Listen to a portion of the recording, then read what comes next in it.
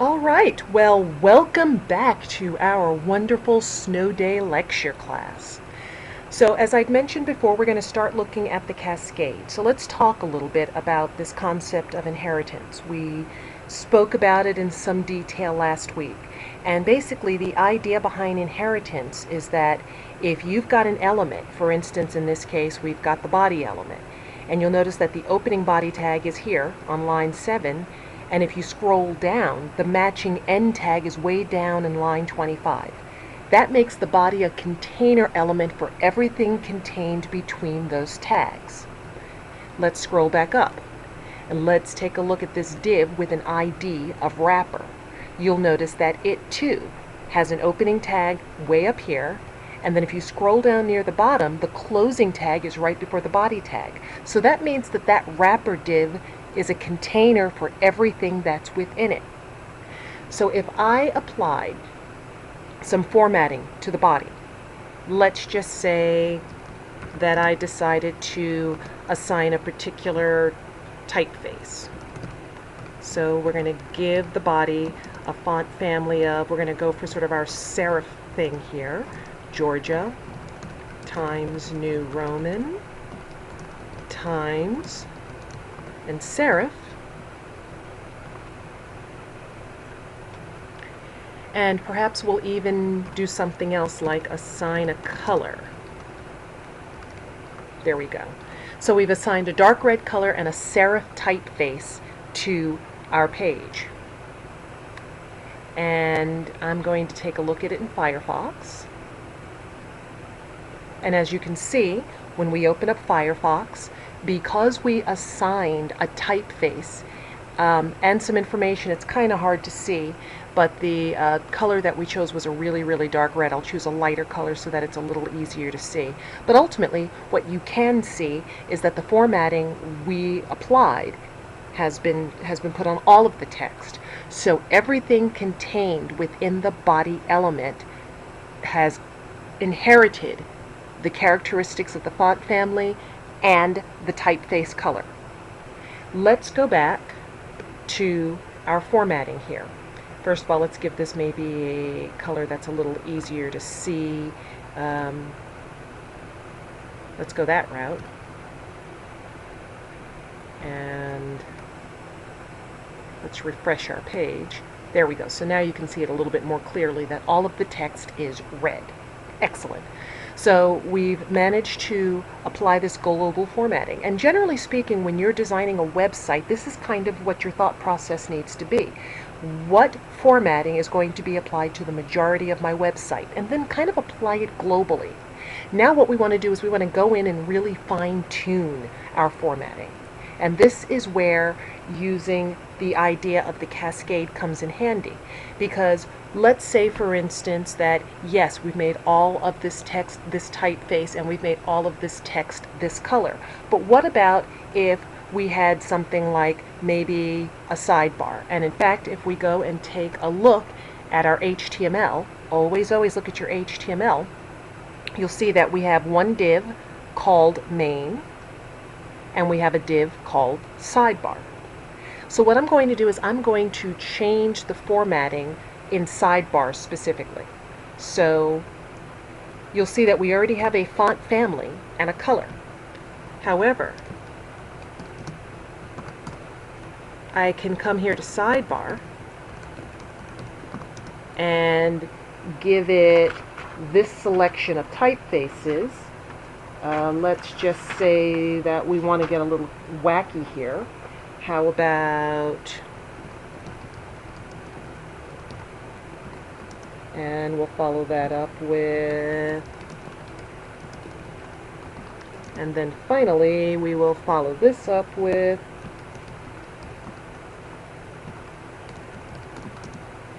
and I'm going to give this a different color, typeface color. FFF is the shorthand for white. So obviously we're going to also need to make some changes here so that we can actually see this text. So just to sort of keep the colors kind of on par with one another, we're going to go ahead and give it a background color that matches the foreground color for the rest of the body. So what's happened is we have taken the body which is really the entire document, and we've assigned this formatting to it. But we're going to come to our sidebar, and within our sidebar, we're going to change everything within it. The sidebar is a container element. Everything within it should now have the formatting that we are showing here. So let's take a look, and let's refresh, and let's scroll down, and you can see that that is indeed what has happened. Is our sidebar is now showing a Comic Sans typeface, and it's got a red background with white text. So we can see how the cascade works there as well, in that every single solitary element within the sidebar has adopted this formatting. Okay, what about if within this sidebar we wanted to change some other bit of formatting? Like, let's say for instance that we wanted to apply some particular typeface to our headings. So let's do this. H1, H2, H3, H4, H5, and H6. Well, now we're getting a little bit more specific about which elements we're targeting. So we're saying, okay, great. Generally speaking, in the entire body, these are the typeface elements we want. This is the color situation that we want. However, we're going to get a little bit more specific, or we're going to get a little closer to the element, and we're going to say that that's the case except for when we have these particular elements. So I'm going to give this the sort of sans serif treatment. So we're going to do Verdana and Arial and Helvetica and sans serif as the sort of generic. And we're going to give this a slightly different color. We're going to say something like, I don't know, C 90.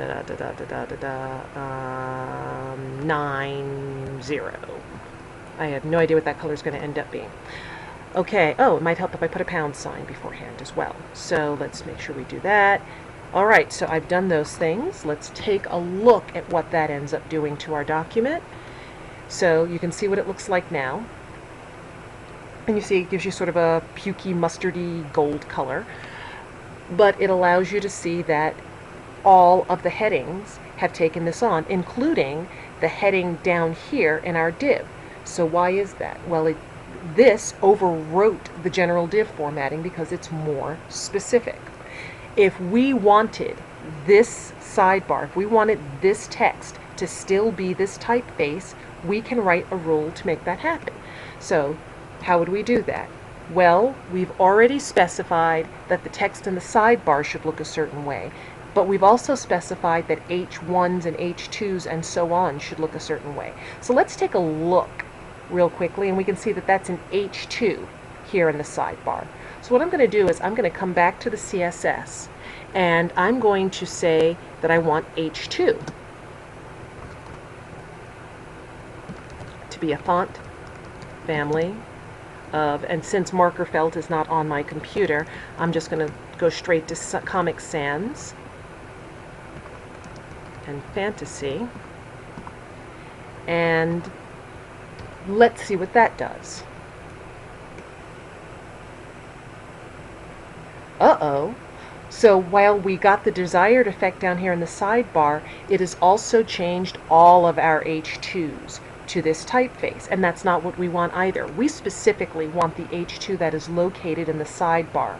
So what we do is we precede this H2 with the selector for the ID of sidebar. That is to say, we say, okay, we're looking for an element that's got an ID of sidebar, and that's what this part says. Within that element, we're looking specifically for the H2, and that's how we want to format it. So we've saved that. Let's take a look. You can now see that the H2s in the rest of the document have changed back, but the sidebar H2 still has the Comic Sans typeface. So that's sort of your basics of cascading and of the rules of inheritance. Things to keep in mind. There's essentially a point system that helps determine what overwrites what. But here go a couple of really easy rules of thumb. Anytime you have as part of your selector an ID, that's going to pretty much overwrite almost any other selector you have. The more specific you get, the harder it is to overwrite the rule. It's a really good idea to start with your most general rules first and then get more and more specific with very specific elements on your page than to start off being really specific, because it's hard then to kind of help determine what's going to be what, and it makes it much easier to kind of end up stepping on rules' toes and writing rules that conflict really badly and having to kind of figure out another way. Another thing to keep in mind is the closer to the element physically in code that your rule is, the more weight it has. Kind of like when you've got a group of friends. Those people who live right here in Western North Carolina are likely to have a lot more influence on your decision making and your life than friends you might have across the country, across the planet. That's because you see them more often. Well, it kind of works the same way with code. And what that means is when you look at an HTML document and you look at where the link to an HTML document is in your to a CSS document in your HTML, you'll notice that it's usually up in the head section, right? So it's one of the first bits of code that's encountered, and one of the first bits of the CSS that's encountered is the CSS at the very top of the page. So the farther down the CSS page you go, the more strength those rules have. So if I wrote one rule for paragraphs as the very first rule, but then I wrote another rule for paragraphs as the very last rule, the very last one would overwrite the very first one. Go ahead and give it a try. Play with a typeface or a color or something like that. Another thing to know is if you decided to have an internal style sheet for whatever reason, you're not allowed to have them on any assignments we're going to turn in this semester. But if you ever find yourself working that way in real life, be it working in some sort of CMS system or something like that, you will find internal style sheets overwrite everything in an external style sheet. You will also find that sometimes you will link to multiple style sheets. This will really come into play later on when we start dealing with web fonts or when you start dealing with normalized CSS files. So all of these items can help you with kind of figuring out how you want your formatting to go.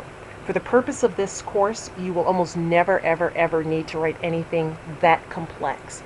But be aware that this is how you can write rules in order to make certain that the elements you want are formatted exactly as they need to be.